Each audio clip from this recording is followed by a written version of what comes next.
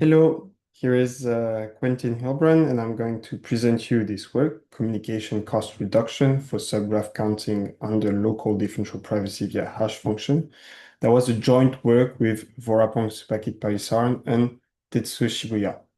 So in this work, we're trying to count subgraph under this notion of privacy while ensuring that, as opposed to previous technique, the communication cost isn't too important. So first, I'll specify what the setting is and the privacy definition. So we have a graph represented here, but this graph is going to be distributed. So each user, represented as a gray node, is only going to be aware of the nodes in the graph and his connection with the nodes, and not connections between two other nodes. And from that, we want to guarantee that if we take two neighboring views of the graph, which means views that differ by only one edge, as shown in the lower left corner, then the probability of obtaining any output is almost the same. And this almost the same is translated by the probability being by at most a factor exponential epsilon, and here epsilon is what we call the privacy budget. This notion is very interesting and has several nice properties that we'll use. The first one is it's robust to post-processing, meaning we can apply some transformation to the output of a private algorithm, and it stays a private algorithm. And the second one is we can compose several of those algorithms, and the composition also stays private. So using those properties, we'll now describe some building blocks that we can use to construct more complex mechanisms. But before that, let's talk about how contributions here. So in this work, we use hashing functions to leverage amplification by sampling in randomized response. And randomized response we can then use to publish adjacency lists, especially of sparse graph, with low communication costs. And this can then be used in the two-steps mechanism for triangle or other subgraph counting. So now for the building blocks, the first one we'll use is the Laplace mechanism. And it's going to be useful anytime we want to publish a number. So if we take again those neighboring views of a graph, we are now interested in the global sensitivity of the function f we want to compute, which means the maximal difference we can have in the result of that function on two neighboring views. And if we know that sensitivity, we can tailor the noise we need to add to that sensitivity. And that noise we draw from this distribution, the Laplace distribution. And to know which parameter b we need to use, we have a theorem that says that if we choose that b to be the global sensitivity divided by the budget, the resulting mechanism is going to be edge local differential private in our case. And it's quite intuitive, which means the more sensitivity, so the more variation our function has, the more noise we need to have, and the less budget we have, so the more private we want the mechanism to be, the more noise we need to have. Now for the second building block, it's randomized response. And this one is used anytime we want to publish vectors of bits, so in our case, adjacency lists of vectors. So if we take that vector of zeros and one, we're going to flip some of the bits randomly. So from 1 to 0, from 0 to 1. And the result is that if we chose carefully the flipping probability, as shown here, then we obtain a differential private mechanism. And we can also later unbias those results by applying this affine transformation, which gives the expected value of this transform result is exactly be the original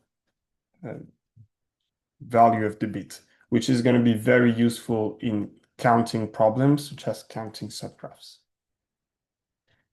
Yeah. Now the main issue we're facing. So this is the state-of-the-art algorithm to count a triangle in the local setting, of course, the private setting. So first, as we said, every user has a local view of a sparse graph and applies randomized response on it.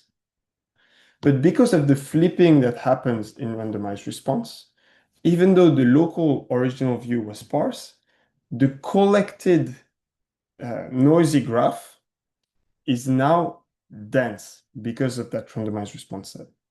So now the server has a dense view of the graph and is sending it back to every user. This way, users now have their actual view of the graph plus a noisy view of the rest of the graph, and they can use both of those to compute the number of triangles they're involved in. The issue is that sending back all that information to each user means sending a full dense graph to every user. So if we have 1 million users, we're sending a 1 million by 1 million matrix to 1 million users. So it can mean up to 500 gigabytes of download for each user. One solution that was proposed to solve this problem is to, after applying a randomized response, to sample the resulting vector. This way, the vector collected by the central server is now sparse, and we can send it back without having a too high communication cost.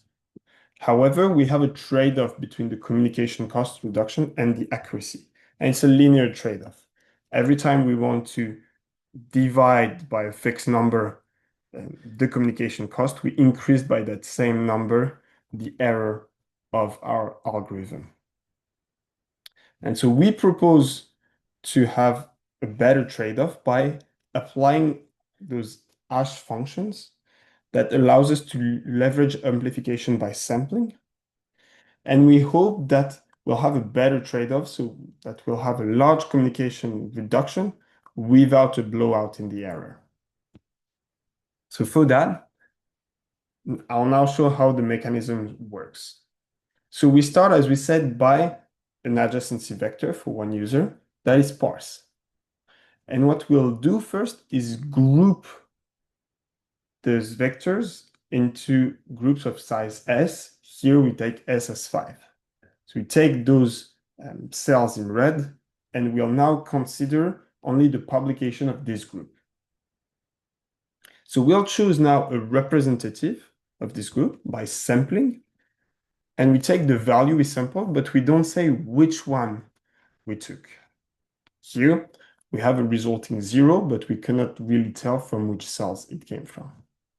And thanks to amplification by sampling, we'll be able to use a larger privacy budget in the following private mechanism, randomizer, but having a total budget, total privacy protection that's going to be stronger. So now we apply that randomized response. And thanks to that sampling we had, now we have a flipping probability that is smaller than 10%, when without the grouping, it would have been around 25 to 30%. And now that we have that randomized response, we can broadcast it back to all the cells that are in the group. And so the resulting mechanism is that we have a variance of that mechanism that's proportional to S, the group size. So that's going to create an increase in the error, of course, in the whole triangle counting mechanism. But now our communication cost is n squared divided by S squared. So we have a squared communication cost reduction compared to the linear one for the state-of-the-art technique. So now when we apply that to triangle counting, we can see the error of our mechanism compared to the state-of-the-art ARR is smaller, and it gets even smaller as we have a smaller download cost, so larger communication cost reduction.